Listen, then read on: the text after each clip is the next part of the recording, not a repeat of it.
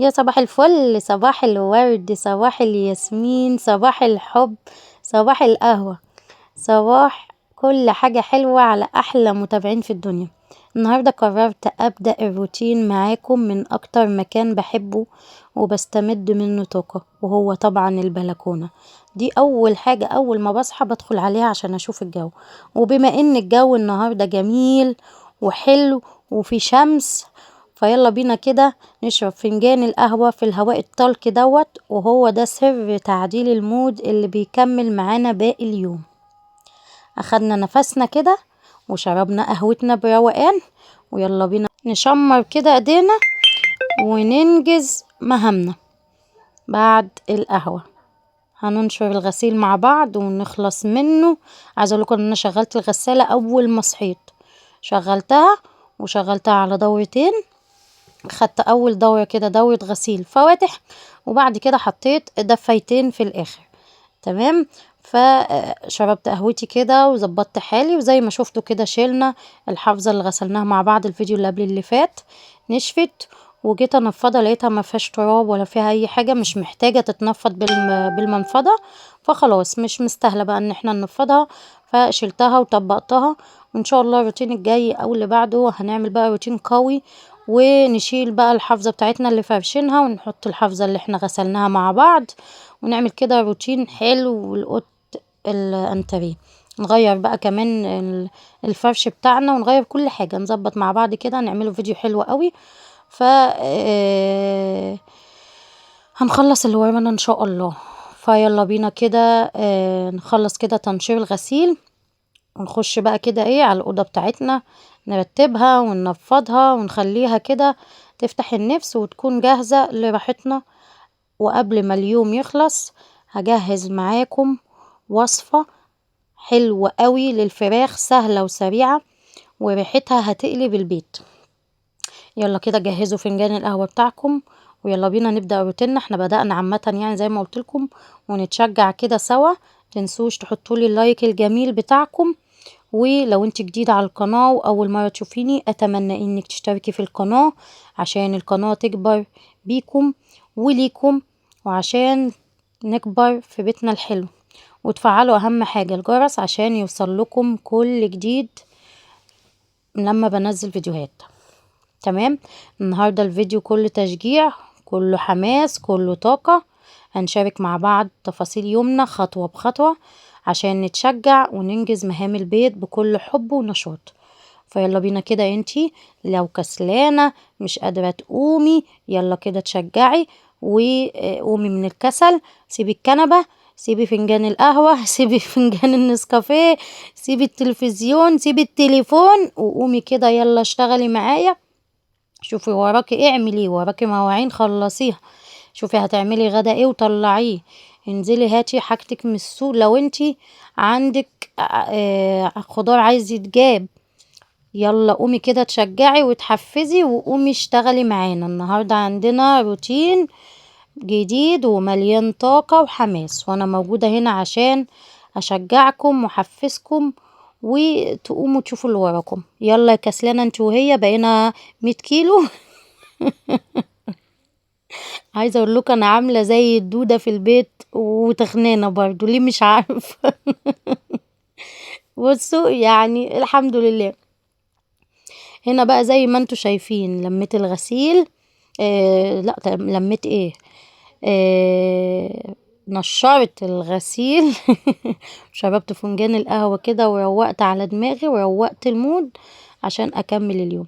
عايزه اقول لكم ان انا بعد ما نشرت الغسيل نزلت كده اشتريت شوية حاجات، وبعد كده رجعت قلت يلا بنتي لسه هتغيري زي ما انت كده خلصي الأوضة، وبعد كده بقي غيري وخشي على المطبخ اعملي بقى ايه الغدا اللي هتعمليه النهارده.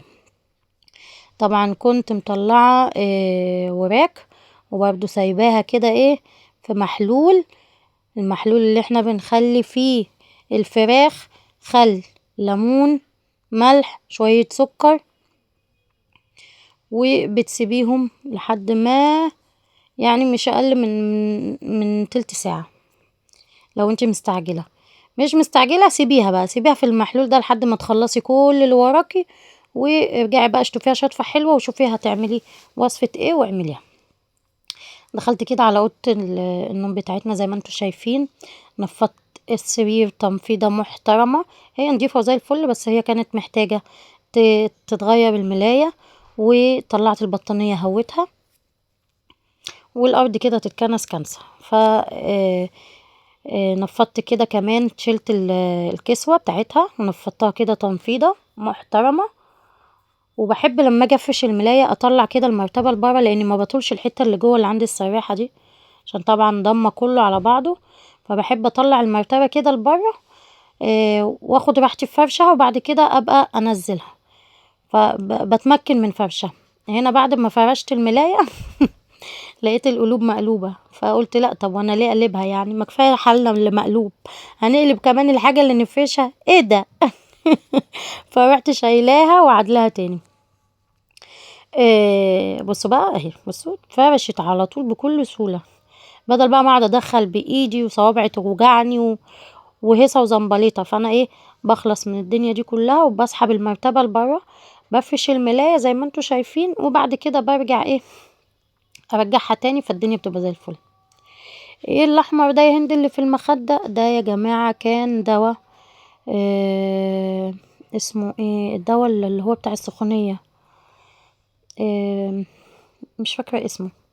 المهم اللي هو الدواء بتاع السخونية، كان ماسيو ماسكه وبيلعب بيه ومغفلني، كنت في المطبخ بس الكلام ده من فترة، وفتحه وراح قلبه على المخدة وقلبه على الملاية وخرب الدنيا بيه.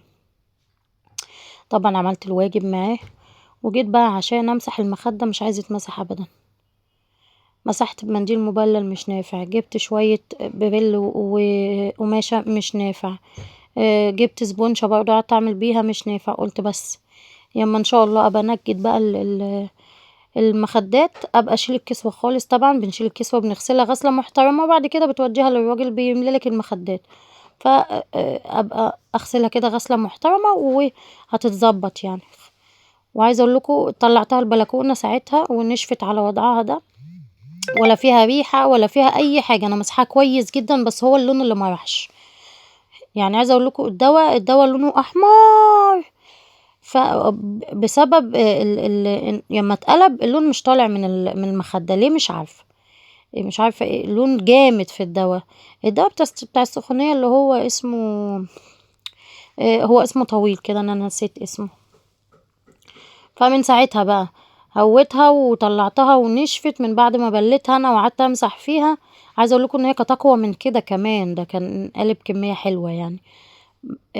طلعت اللي طلعته، ودول بقى اللي مرضوش يطلعوا في الاخر.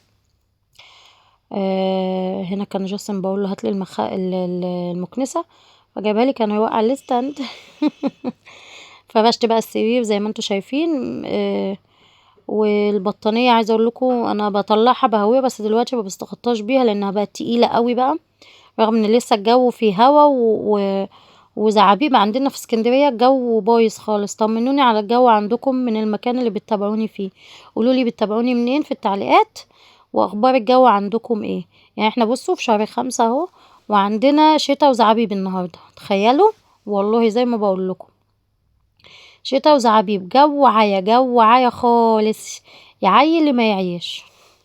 والعيال النهارده نزلوا الامتحانات، وربنا يستر على ولادنا ويحافظ عليهم، امتحانات الشهر اللي رزقنا بيها ديت، الحمد لله. المهم كنست بقى الارض ونفضت السجاده كده تنفيضه محترمه، وظبطت كده المكياج والحته السراحه ديت، ظبطتها وظبطت الدنيا.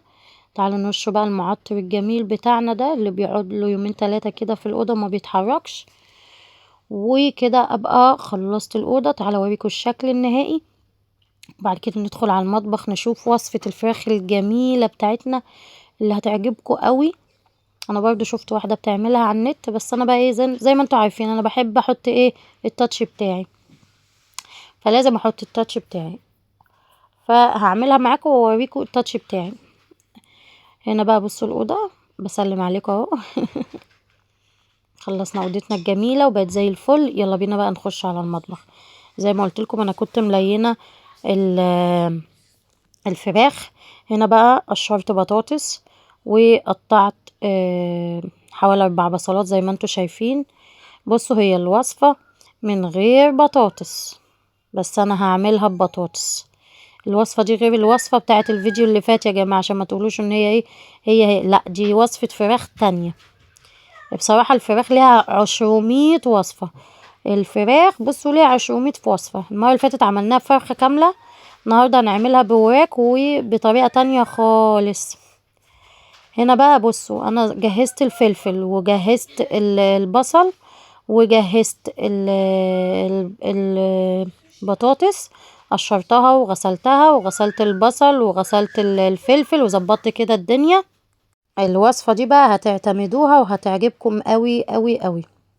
هي برضو مش شرط للوراك، بس هي بتبقى حلوة في الوراك. والله ما عارفة، لا هي وراك ان شاء الله وراك. انا مش فاكرة والله عملتها في وراك ولا فراخ، انا ناسية انا عملت ايه من شوية.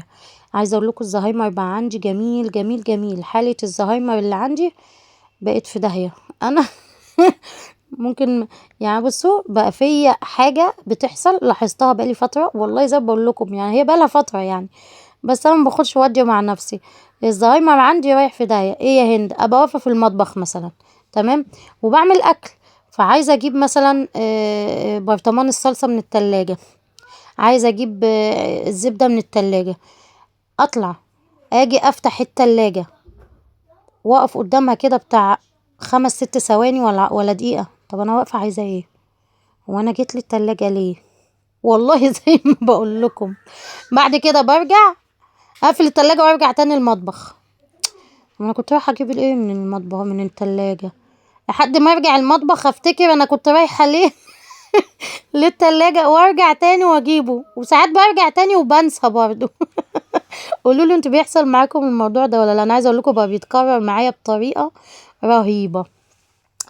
عشان ما تزغوش مني، حطيتي ايه يا هند؟ انا حطيت معلقه سمنه وحطيت نص معلقه سكر تمام، وحطيت ورق لورا.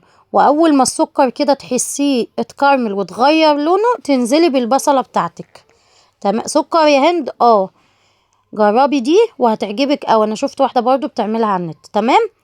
بعد ما تحسي ان البصل بتاعك دبل وتكرمل كده مع السكر والسمنه وورق اللورا، انزلي بالفلفل بتاعك. ولو عندك فلفل الوان تمام زي الفل. لو مش عايزه تضيفي البطاطس ما تضيفيهاش، ده التاتش اللي انا حاطاه كمان. يعني هي اما عملتها من غير بطاطس، انا بعملها ببطاطس. فانتي البطاطس لو عايزه تشيليها ما تحطيهاش. انا حطيتها عشان ايه؟ يعني نغمس كده التغميزه تبقى حلوه معانا تمام. حطيت البطاطس وهقلب ده كله مع بعضه. وهنا حطيت بهارات فراخ، بهارات فراخ. وبحب قوي ويلز، الكياس الخضراء بتاعت ويلز دي ملهاش حل. حطيتي بهارات ايه يا هند؟ حطيت بهارات الفراخ وحطيت فلفل اسمر وحطيت شوية كركم وكاري وشوية سماق. ما عندكيش سماق خلاص، انا عشان عندي انا بحب احطه تمام. واخر حاجة احطها رشة الملح. حلو كده زي الفل. افضلي بقى قلبي فيها كده تقلبتين 3. اول كده ما تلاقيها كلها دبلت منك وبقت زي الفل معاكي، تطفي عليها النار تمام. هنفضل نقلب فيها كده على النار، كل ده هنعمله على النار الاول. هي بقى هنا اخر حاجة حطيتها، حطيت دبس الرمان. طب انا ما عنديش دبس الرمان، حطيت صويا صوص بديل ليه. هو طبعا مش بديل ليه، ده حاجة وده حاجة، بس انا اللي موجود عندي حطيته. ما عندكيش ما تحطيش خالص، ولا عندك ده ولا عندك ده ما تحطيش، بس هي عاملاها بدبس الرمان. الطب الاساسي في الوصفة دبس الرمان. فانا عشان ما عنديش حطيت بقى ايه، حطيت الصويا صوص اللي عندي تمام. هنا بقى غسلت الفرخية بتاعتي كويس جدا، وهبتدي حضرت صينية دهنتها كده دهنة سمنة او زبدة تمام. انا دهنتها عشان ما تلزقش، هي ما دهنتهاش برضو، بس انا عشان ألمونيا خفت لا تلزق، فقلت ايه اعملي احتياطاتك احسن تمام. غسلت كده الفرخية بتاعتي غسلة محترمة، ولازم تفتحيها من جوه. تجيبي كده السكينة بتاعتك وتفتحيها من جوه كام فتحة كده، عشان لما تحط لها البهارات وتظبطيها تخش جواها وتبقى ايه كده متبهرة كلها. اول حاجة حطيتها بهارات الفراخ. طب ما عنديش بهارات فراخ، حطي بهارات مشاوي، دي او دي مش هيقولوا عني. طبعا هي حطت بهارات تانية خالص، انا البهارات دي حاجة بتاعتي انا، التحقيقة دي بتاعتي انا، هي حطت حاجات تانية، حطت بهارات تانية، انا حطيت البهارات بتاعتي. تمام. حطيت هنا بهارات فراخ، وحطيت بهارات رز بسمتي برضه، حطيت منها شوية زي ما قلت لكم، دي بتحول الاكل. وحطيت شوية كركم وشوية كاري ورشة صغيرة من الفلفل الاسمر ورشة سماق. تمام. والملح. والطب برضو اللي هي حطيته اسمه ايه، دبس الرمان. انا هحط صويا صوص اهو. تمام. هخلط بقى الفراخ بالبهارات دي كلها كده بايدي. حلو. تخليش حتة ما فيهاش بهارات. احنا خلينا البهارات لوحديها، خلينا الفراخ لوحديها الاول بالبهارات، غير ايه، غير التتبيلة التانية بتاعة البطاطس والفلفل. ادهني بقى الفراخ بتاعتك من فوق ومن تحت ومن جوه ومن بره، امليها، ما تخليش حتة فيها ما فيهاش بهارات. حلو. بصوا اهو، من جوه ومن تحت ومن فوق، دي خطوة لازم تعمليها. ظبطناها كده كلها، ننزل بقى ايه بالصينية بتاعتنا اللي كنا عاملينها على النار اهو. زي ما قلت لكم هي ما كانتش حاطه بطاطس، لو انتم مش عايزين تحطوا بطاطس ما تحطوش. انا كده الصينيه زي الفل معايا، مع شويه رز ابيض زي الفل خلاص. بس انا عايزه اقول لكم يعني هي مش محتاجه حاجه تاني، خلاص تتغمس كده بالعيش البلدي الجميل بتاعنا، اكله زي الفل مش محتاجه حاجه. لو عايزه تعمليها على النار تغطيها وتعمليها على النار كان بها، عايزه تدخليها الفرن كان بها. فانت متاح معاكي من هنا ومن هنا. هحاول بقى كده ايه احط البصل والبطاطس من بتاعتي كده من تحت، عشان الفراخ تبقى من فوق كده. واحاول كمان ادخل البصل المتكرمل ده جوه الفراخ نفسها، يعني اشيل الجلد كده واحط البصل المتكرمل جواها. عايزه اقول لكم مديها طعم ومحولها، صدقوني وصفه حلوه جدا جدا. زي ما قلت لكم بصوا اهو، برفع الفراخ، بحط البطاطس تحتيها والبصل المتكرمل بتاعنا الجميل. بس كده. بصوا انا بحاول اظبطها اهو، والبصل زي ما قلت لكم بحطه جوه الفراخ، بشيل الجلد وبحطه جوه الفراخ البصل بس اهو. بصوا هعمل كده في كل الفرخية كلها، مش محتاجة اي حاجة تاني. كده بقيت معايا جاهزة بقى وزي الفل. انا هظبطها كده برضو بالبصل المتكرمل، وهي كده خلاص مش محتاجة حاجة تاني، بقت زي الفل. هي خطوة أخيرة هنعملها بعد بس ما ايه ما تستوي وتظبط حالها في الفرن. هقول لكم ايه هي. هنا كده اتظبطت معايا خلاص، وظبطت الصينية بتاعتي. هنغطيها بقى، هنغطيها بورق زبدة وورق فويل.